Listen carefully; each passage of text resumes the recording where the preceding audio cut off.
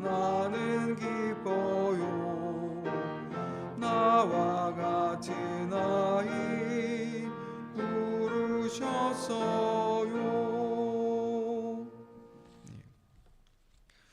오늘 함께 나눌 하나님 말씀은 레위기 19장 1절로 18절까지의 말씀입니다. 좀 본문이 길지만 봉독하도록 하겠습니다. 말씀을 눈으로 읽으실 때에 주보 안쪽에 제가 특별히 약간 볼드체로 표시를 이렇게 몇 군데 했습니다. 잘 눈에 띄시는지 모르겠지만 나는 너의 하나님 여호와니라, 그리고 두 번째 단락에는 나는 여호와니라 라는 말로 이 단락이 구분되고 있습니다. 그래서 이 구분되는 표시를 따라서 그 한 단락 안의 내용들을 좀 이렇게 유기적으로 함께 이해해보며 성경을 봉독하도록 하겠습니다. 제가 봉독합니다. 여호와께서 모세에게 말씀하여 이르시되 너는 이스라엘 자손의 온 회중에게 말하여 이르라. 너희는 거룩하라. 이는 나 여호와 너희 하나님이 거룩함이니라. 너희 각 사람은 부모를 경외하고 나의 안식일을 지키라. 나는 너희의 하나님 여호와니라. 너희는 헛된 것들에게로 향하지 말며 너희를 위하여 신상들을 부어 만들지 말라. 나는 너희의 하나님 여호와니라. 너희는 화목 제물을 여호와께 드릴 때에 기쁘게 받으시도록 드리고 그 제물은 드리는 날과 이튿날에 먹고 셋째 날까지 남았거든 불사르라. 셋째 날에 조금이라도 먹으면 가증한 것이 되어 기쁘게 받으심이 되지 못하고 그것을 먹는 자는 여호와의 성물을 더럽힘으로 말미암아 죄를 담당하리니 그가 그의 백성 중에서 끊어지리라.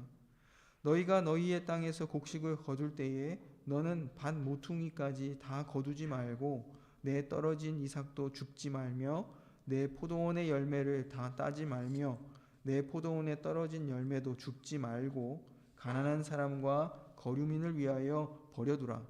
나는 너희의 하나님 여호와니라.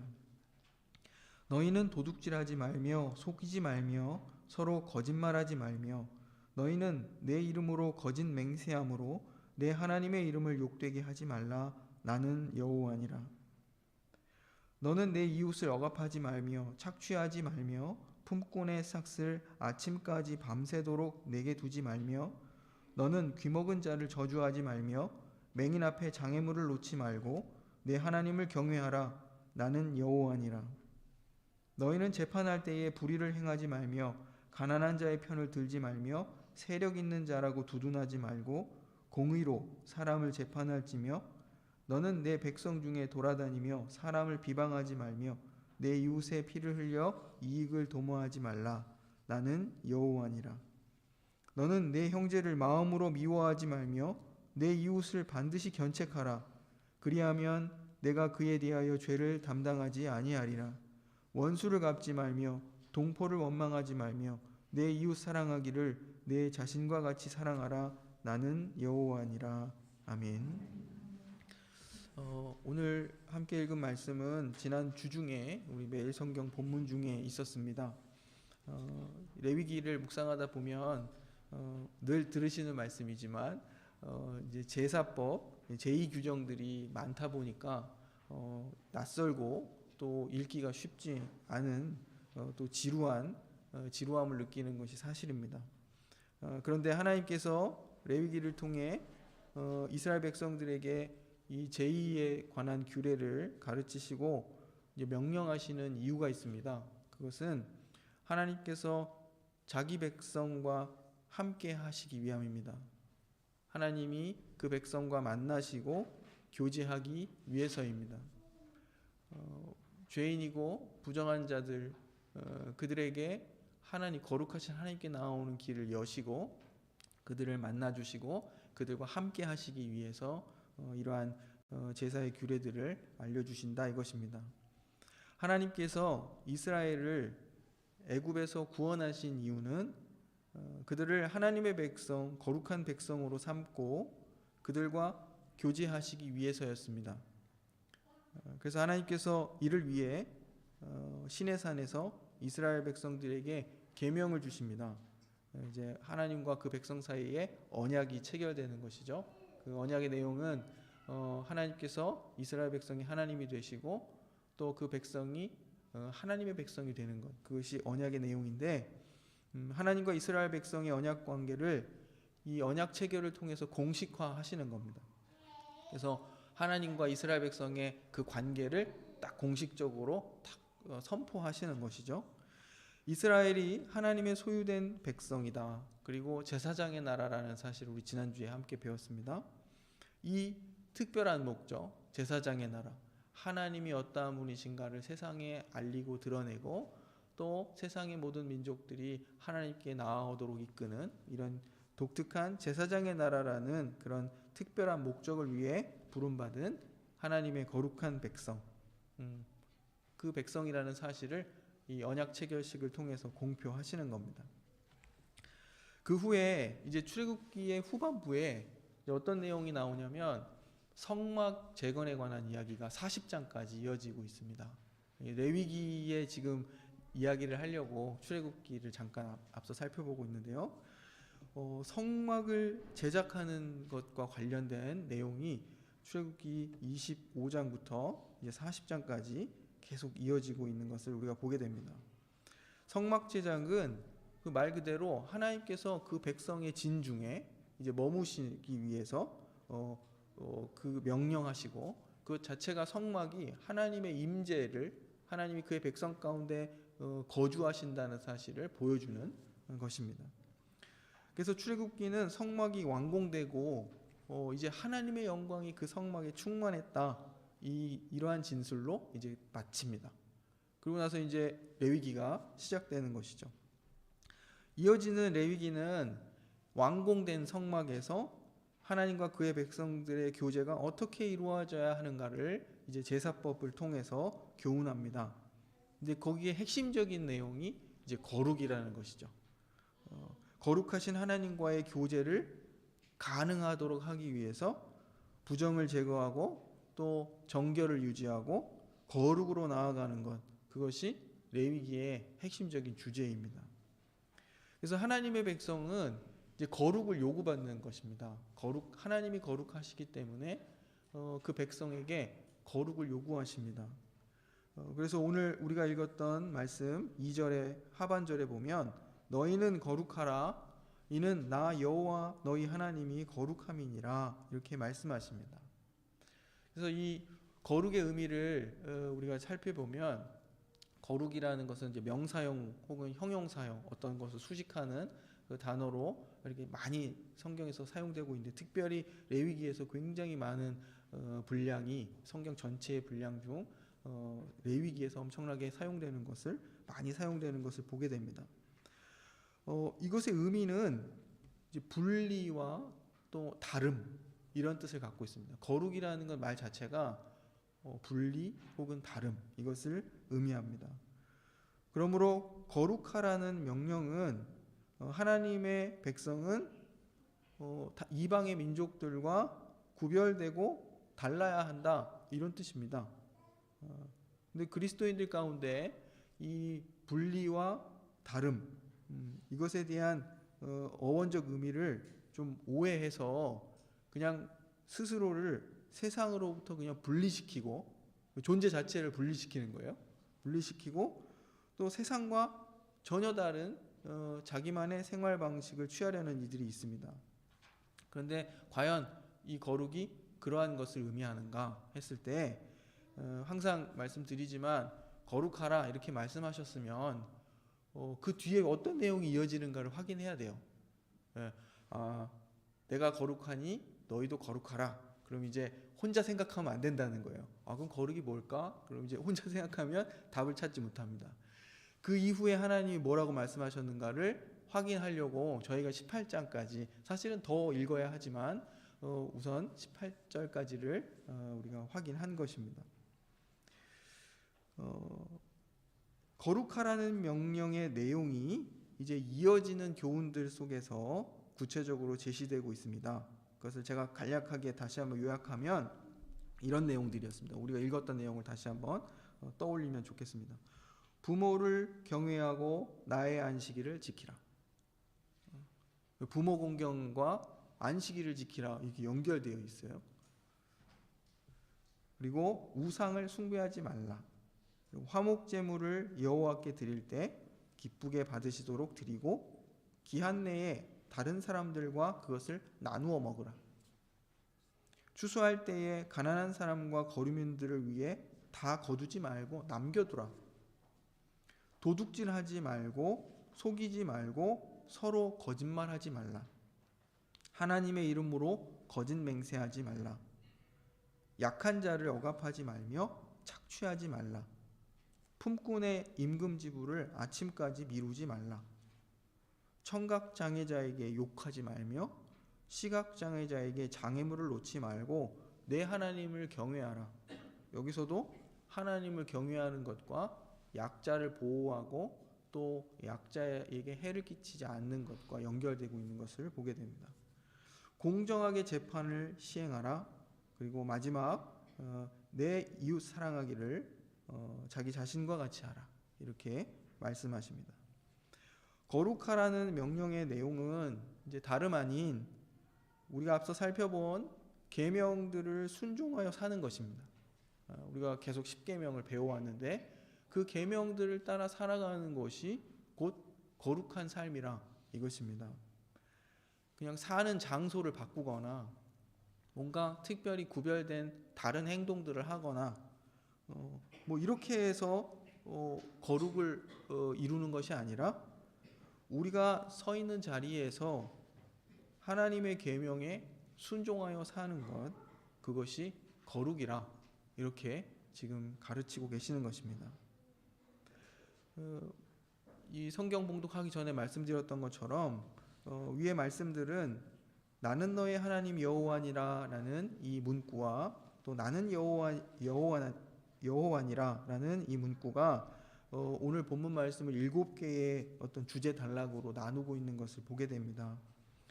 그것을 전부 다 설명하기는 오늘 좀 시간이 부족할 것 같고요. 대표적인 예로 몇 가지를 살펴보려고 하는데요. 부모 공경과 안식일 준수의 어떤 관계성 속에서 명령하시는 부분이 있고, 또 우상 숭배하지 말라, 또 화목 제물과 그리고 양식의 문제, 그것을 나누어 먹는 문제, 또 정직하라 하신 문제, 약한 자를 억압하거나 착취하지 말라 하신 것, 공의로 재판하라, 내 이웃을 사랑하라, 이러한 내용들이었습니다. 본문 말씀은 순서는 다르지만 10계명을 다루고 있습니다. 오늘 본문을 통해서 우리는 10계명이 교훈하는 하나님 사랑과 이웃 사랑의 명령이 어떻게 의미 있게 연결되고 이해되어져야 하는지를 우리가 좀 알 수 있습니다. 예를 들면 부모를 공경하라는 그 계명과 이 계명이 하나님을 공경하는 계명으로 이끌어갑니다. 그러니까 안식일을 준수하라는 것은 하나님을 경외하고 또 하나님께서 명령하신 그러한 말씀에 순종하고 하는 그런 삶을 살아내라는 뜻이죠. 안식일을 중심으로, 그러니까 하나님을 중심으로 너희들의 삶을 경영하고 이렇게 잘 이끌어 가야 된다, 이렇게 말씀하시는 거예요.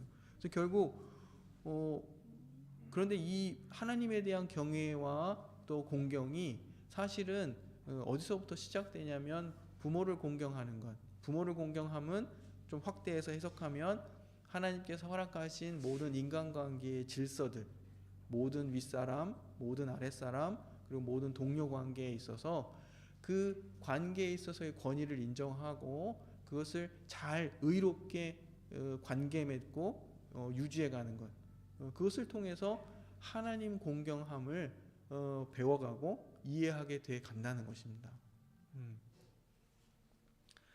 이렇게 교훈하고 계시고, 또한 또 두 번째 그 이어지는 말씀 중에 화목제사에 대한 규례가 있는데 이것은 이제 일반 백성들을 향해서 간략하게 좀 단순화된 형태로서 교훈을 하고 계시는데요.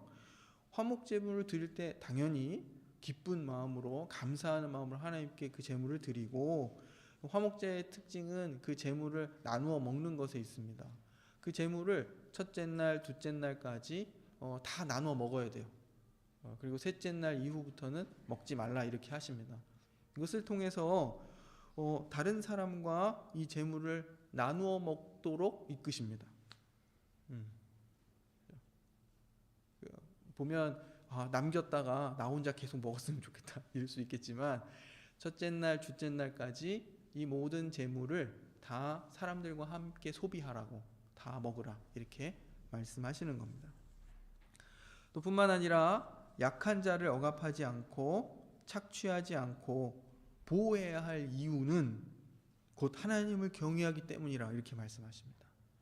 하나님을 경외하는 자는 그 경외함이 약자와의 관계에서 어떤 태도로 드러나냐면, 그를 억압하지 않고 약한 자들을 착취하지 않고, 또 우리가 구체적으로 읽었던 것처럼 듣지 못하는 자에게 욕하고 비방하는 일, 보지 못하는 자의 앞에 장애물을 두는 일, 이러한 행동들, 이러한 태도들을 취하지 않는다 이것입니다. 그 이유가 하나님을 경외하기 때문이다 이렇게 말하고 있습니다. 그러니까 하나님을 경외하기에 사람과 사람과의 관계에서의 의로운 태도들을 취하고, 또 사람과 사람 사이에 하나님께서 명하신 대로 우리의 본분을 잘 지켜서 또 하나님을 어떻게 경외해야 하는가를 배워나가는 이러한 계명의 상호 어떤 연관성과 작용들을 우리에게 알려주고 계시는 겁니다. 하나님을 경외하는 사람은 이처럼 약자에 대한 이러한 태도들을 바른 태도들을 가져야 한다 이런 뜻을 교훈하고 있는 것입니다. 사람들은 이제 거룩을 생각할 때 우리가 좀 그런 경향들이 있어요. 아마 우리들의 죄인된 본성 자체가 그러할 겁니다. 우리의 죄인된 본성은 하나님을 경외하는 자리에 있어서도, 하나님을 예배하는 자리에 있어서도 우리 자신을 생각할 때가 많습니다. 우리의 유익, 우리를 드러냄, 우리를 증명하는 것, 이러한 방식으로 드러날 때가 있는데, 하나님께서 요구하시는 그러한 예배와 또 하나님께 순종하는 삶은 이제 그렇지 않다는 것입니다. 정말로 하나님 중심적이고, 오히려 그 나의 행위가 내가 아닌 다른 사람을 유익하게 하고 위하는 방식으로 나타나야 한다는 것을 우리에게 가르치십니다. 이제 우리가 생각할 때 부지불식간에 어떤 거룩한 행위가 특별히 따로 있다고 이제 생각합니다. 그래서 거룩한 무엇, 혹은 거룩한 성전 이렇게 얘기하거나, 거룩한 물건이든 사람이든 거룩한 사람, 혹은 거룩한 건물, 사람이든 물건이든 뭔가 구별하고 그것을 좀 다르게 이렇게 취급하기를 원하는 경향들이 있습니다. 그래서 그 앞에 거룩이라는 수식어를 이제 붙이죠. 그래서 교회 안에서 이제 이와 같은 겉으로 드러나는 모습, 이런 것으로 자신의 거룩을 이제 증명하는 그런 일들이 있습니다. 그렇게 하려는 종교적인 행위와 태도만이 거룩하다 이렇게 생각할 때 이런 경향들이 나타나죠. 하지만 하나님이 원하시는 거룩은 우리가 오늘 본문에서 함께 읽은 것 같이 하나님과의 관계와 이웃과의 관계에서 의롭게 행하는 것, 바르게 행하는 것, 하나님이 기뻐하시는 명하신 방식대로 행하는 것입니다. 거룩은 자기를 증명하는 길이 아니라 하나님이 허락하신 관계 속에서 바르게 행해서 하나님께 영광을 돌리는 것입니다. 그것이 거룩입니다. 간단히 요약해 말하면, 하나님께서 요구하시는 하나님 백성의 구별과 다름은 사랑과 정의의 실천입니다. 이 거룩한 삶은 하나님에 대한 참된 경외와 사랑에 그 근거를 두고 있습니다. 모든 계명들이 주어진 후에 이제 그 뒤에 문구들이 있죠. 나는 너희의 하나님 여호와니라. 나는 여호와니라 이렇게 말씀하심으로써 그 계명들이 하나님과의 언약 관계 안에서 지금 요구되고 있다는 사실을 상기시키십니다. 그냥 주어진 계명이 아니라 하나님과의 관계에 있어서 요구되는 그 언약의 의무라는 사실을 상기시키신다 이것입니다. 또한 이 말씀들은 그 계명들을 요구하시는 분이 여호와 하나님이시라는 사실을 일깨워서 그 주어진 계명의 권위를 더하고 또 말씀을 듣는 우리를 순종으로 이끕니다. 저는 이제 어려서 여러분들도 마찬가지시겠지만 교회 안에서 이제 이런 말씀을 많이 들었습니다. 신앙은 윤리적이고 도덕적인 것이 아니다. 그것은 믿음에 관한 것이다. 맞는 말씀이죠. 그죠? 그 교훈의 목적은 이제 어떤 윤리 도덕적 행위로 신앙을 이해해서는 안 되고 우리가 받은 구원은 하나님의 정말 값없는 은혜로서 오직 믿음으로 말미암는다는 사실을 이제 강조하는 데 있는 것이죠. 그러니까 사람이 아무리 자신의 의로운 행위로서 하나님 앞에 의롭다 인정함을 받을 수 없다. 이런 말을 아마 하려는 목적에서 이런 교훈들을 많이 들었습니다. 하고 우리 중에 어느 누구도 행위로는 하나님 앞에서 의롭다 인정함을 받을 자 없음을 우리가 또 잘 알고 있습니다. 오직 예수 그리스도의 십자가만이 우리의 죄와 부정함을 깨끗하게 할 수 있고 이제 그렇게 깨끗하게 된 결과 우리가 거룩하신 하나님께 받아들여질 수 있다. 이런 사실들을 우리가 알고 있습니다. 그런데 좀 안타까운 것은 교회의 현실과 실력이 이 은혜의 복음의 그 시작에서 이것은 시작이거든요. 하나님이 우리를 하나님의 백성으로 삼으셨다. 우리를 이제 정결케 하시고 거룩케 하셨다. 이제 이 시작에서 한 걸음도 더 나아가지 못하고 있다는 것입니다. 성경은 언약과 거룩한 백성의 삶, 즉 은혜와 그 행위를 분리해서 가르치지 않습니다. 하나님께서 은혜로 이스라엘을 그의 백성으로 삼으시고 이제 거룩한 백성의 삶을 요구하십니다. 이것입니다. 부모님을 경외하는 일을 통해서 하나님을 경외하며 또 안식일을 구별하여 지킴으로 그들이 구별된 백성임을 기억하는 것입니다. 거룩함은 가난한 이를 위해 이삭을 남겨주는 손과 발에서 드러납니다. 예배당 안보다는 밖에서 강자보다는 약자를 대하는 태도에서 진정한 거룩함이 나타납니다. 하나님 앞에서 더러움이 없는 경건은 고아와 과부를 환난 중에 돌보는 일이라 이렇게 야고보서가 말하고 있습니다. 제가 지금 읽은 부분은 저희 매일 성경 지난주 본문 이제 112페이지에 있는 말씀을 인용한 것입니다. 하나님을 하나님 되게 경외하고 이웃을 제 자신같이 사랑함으로 우리는 거룩하라는 하나님의 명령에 순종할 수 있습니다. 거룩은 종교적인 의무와 감정만을 의미하지 않습니다. 그것은 정직한 삶, 약자를 착취하지 않는 것, 공의로운 재판, 이웃사랑입니다. 이것이 하나님을 사랑하고 경외하는 것이며 우리 자신을 하나님께 거룩한 산 제물로 드리는 그러한 삶입니다. 오늘 봉헌 본문 말씀을 보시면 바울 사도가 이렇게 말하고 있습니다. 그러므로 형제들아 내가 하나님의 모든 자비하심으로 너희를 권하노니 너희 몸을 하나님이 기뻐하시는 거룩한 산 제물로 드리라. 이는 너희가 드릴 영적 예배니라. 우리 자신을 영적인 예배로 또 거룩한 산 제물로 우리의 삶을 하나님께 드리는 저희 부포탈 교회 공동체가 되기를 원합니다.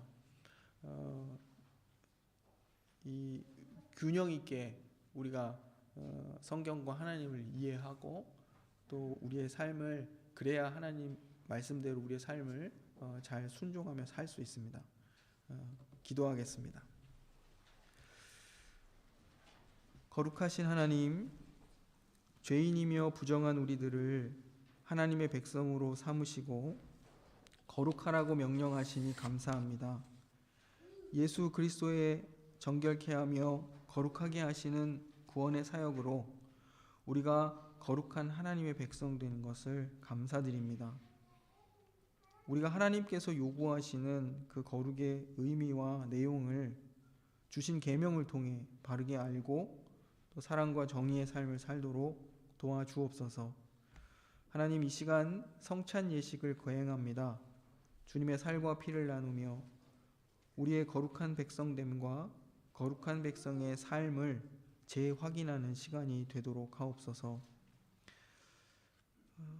우리가 믿음과 감사함으로 주님 떡을 나눌 때 성령께서 함께 하셔서 우리가 죄와 죽음의 권세를 이기고 부활하신 그리스도의 생명으로 살아가는 자들임을 일깨워 주옵시고 생명의 능력을 더하여 주옵소서. 우리가 잔을 나눌 때 우리들의 마음과 생각과 말과 행동을 깨끗하게 해주시고 여러 가지 죄악에서 지켜주시고 더욱 힘을 주셔서 주의 죽으심과 부활을 오실 때까지 전하게 하옵시며 한 사람도 신앙에서 낙오됨이 없이 영생을 얻도록 하옵소서. 어떤 환난의 바람이 불어도 그리스도로 말미암아 살게 하셔서 끝까지 믿음을 지키는 자들이 되게 하옵소서. 예수님의 이름으로 기도합니다. 아멘.